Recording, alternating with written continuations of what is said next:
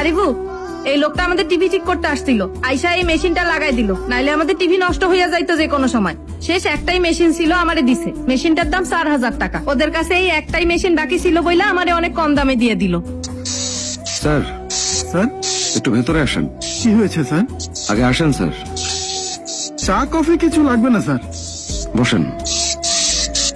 এই এলইডি টিভির জন্য স্টেবিলাইজার কি জরুরি? হ্যাঁ স্যার, না হলে ভোল্টেজ আপ ডাউনের সময় টিভি জ্বলে যাবে। ও তাই মিচি, তুই কি আগে এলইডি টিভি বিক্রি করতি না? টিভির জন্য স্টেবিলাইজার কি জরুরি? না, জরুরি না। স্টেবিলাইজার না হলে কি টিভি জ্বলে যাবে? হ্যাঁ, কে বলছে? আরে কেউ ঠকাইতাছে, সাবধান থাক। এখন তোরা কই? এই তো পাশেই চায়ের দোকানে। সবাই আছে তোর সাথে? আছে। তাহলে তোরা একটু তাড়াতাড়ি বাসার দিকে আয়। আচ্ছা। আচ্ছা এবার বল, এই এলইডি টিভিতে স্টেবিলাইজার কি আসলেই লাগে? হ্যাঁ আরিফু, তুই কি করতেছিস? মা তুমি থামো, আমি দেখতেছি। ওই, আমি কিন্তু খুনি মানুষ, মাইরা ফেলবো, বস বলতেছি। এবার বল, এই টিভিতে স্টেবিলাইজার দরকার আছে? না স্যার। তার মানে তুই একটা ফালতু জিনিস এতদিন বিক্রি করছিস কেন? স্যার মান্থলি টার্গেট থাকে আমাদের। এদিকে আমি আমার টার্গেটের পেছনে দৌড়াইতে দৌড়াইতে তুই আমার টার্গেট করে ফেললি। এখন আমি কারে টার্গেট করব? অন্যের টার্গেটের জন্য কেন দৌড়াইতেছস? আরিফু কি হয়েছে? মা, আমি ওরে বকতেছি না, আমি নিজেরে বকতেছি। ও একদম আমারই মতো। মা, তুই আমার মতো না? হ্যাঁ স্যার। এরকম বাড়িতে থাকস? জি স্যার। তারপরেও তুই এখানে ধান্দা করতে আসলি? জুতা খোল। স্যার কেন? যা বললাম কর।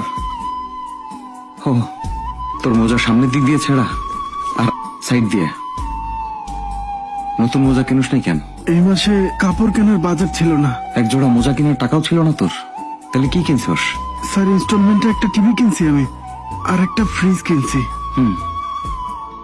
মার্কেটে দামি জিনিস বিক্রি করার অনেক লোক আছে, কিন্তু দরকারি জিনিস বিক্রি করার একটাও লোক নাই। এটা কি? এটা এনার্জি ড্রিঙ্ক স্যার, একটু আগে কিনলাম। জানিস এটা বিষাক্ত? স্যার 8 রকমের ভিটামিন আছে। আর 12 রকমের কেমিক্যালও আছে। তুই হইলি উকুনের ডিম, আর আমি বিষাক্ত যোগ, কারণ আমি নিজে এই বিষ বিক্রি করি। এই কি? এই স্যার এলইডি টিভির স্টেবিলাইজার বিক্রি করতে আসছে। কিরে, আর কোন জায়গা খুঁজে পাইলি না? সেলসম্যান হয় সেলসম্যান রে ঠকাইতেছস। এই কাজ অন্য কোথাও গিয়ে করতি। তুই ওরে বলতেছিস? তুই ওরে বলতেছিস? তুই নিজে প্রত্যেক মাসে কোম্পানি বদলাস, সবগুলারে 1 নম্বর কোম্পানি বলিস, প্রোডাক্টে ভালো বলিস, জানিস না প্রোডাক্ট কিরকম, তারপরে বিক্রি করিস। আর তুই মোবাইলের দামের থেকে বেশি দামের চুরির ইন্স্যুরেন্স বিক্রি করিস, আর গর্ব করে বলিস মোবাইল চুরি হইলে নাকি কেউ কমপ্লেন করে না, আর করলে মাত্র 5% টাকা পাবে, বাকি ইন্স্যুরেন্সের পুরো টাকাটাই লাভের ঘরে থাকবে। আর এটা শুনে আমিও খুশি হইতাম, গাধা আমি। এই এমন হাজার হাজার মানুষ কোনো কিছু না জেনে অন্ধের মতো সব বিক্রি করে যাচ্ছে, সেটা কারো কাজে লাগুক বা না লাগুক, কিন্তু আমরা বুঝি না, আমরা নিজেদেরই ক্ষতি করতেছি। যখন আমরা 10 টাকা কামাই করি, অন্য কেউ এসে আমাদের থেকে 20 টাকা নিয়ে যাইতেছে। এই যে এই যে এই যে ওয়াটার পিউরিফায়ার, ও আমারে কিনাইছে, বলছিল কোনো সমস্যা হবে না, কিন্তু প্রত্যেক সপ্তাহে ঝামেলা হয়, প্রত্যেক সপ্তাহে খরচ। আর এই যে টেবিলটা, ওরা গরিব মানুষের লোভ দেখাইলো, বড় লোকেরা ডাইনিং টেবিলে বসে খায়, আর আমিও সাথে সাথে কিনে ফেললাম। আমি বড় লোক সাজতে গিয়ে নিজের কতগুলো টাকা নষ্ট করে ফেললাম না? এদিকে আমি ভাবতেছি এত বেতন পাওয়ার পরেও কেন খরচের টাকা কম পড়তেছে আমার। এখন আমি বুঝতে পারতেছি, ওরা সবাই মিলে আমারে লুটা নিতেছে।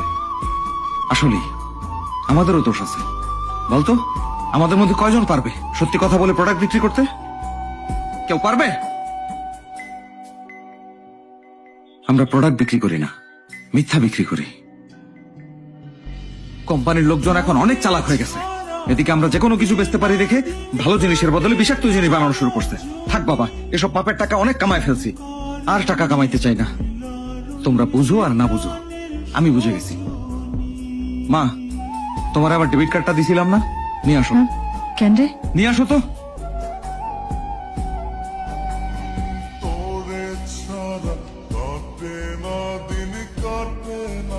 এই পাপের টাকায় বোনের কলেজের বেতন দিব না।